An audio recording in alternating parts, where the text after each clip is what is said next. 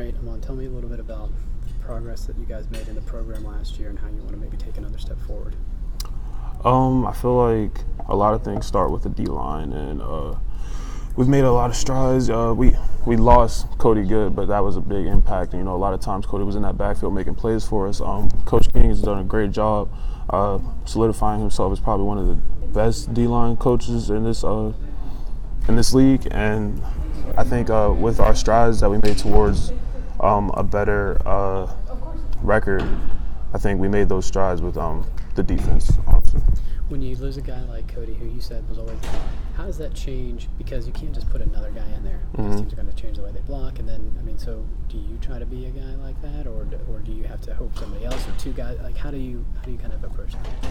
I don't think it's a hope thing. It's just I think you got to expect guys to take on the challenge, and I'm one of those guys that has to take on the challenge of making more plays, being a leader, because Cody was a person people followed after because of his work ethic and his football knowledge alone. He that rubbed off on me just from being around him off the field. So I think it's not a hope thing. It's just accepting the challenge.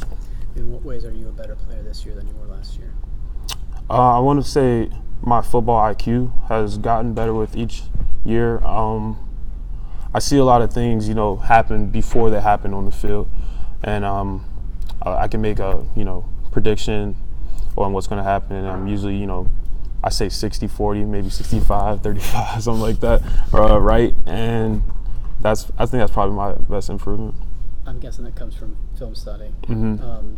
Have you always liked to watch film, or is that something you had to really kind of learn to like? It became a second nature thing. Like it wasn't a hassle or whatever.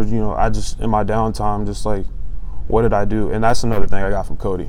Cody's just like watch film, but like where I am right now is just second nature. Do you how much self-scouting do you do on yourself, or are you mostly watching offenses?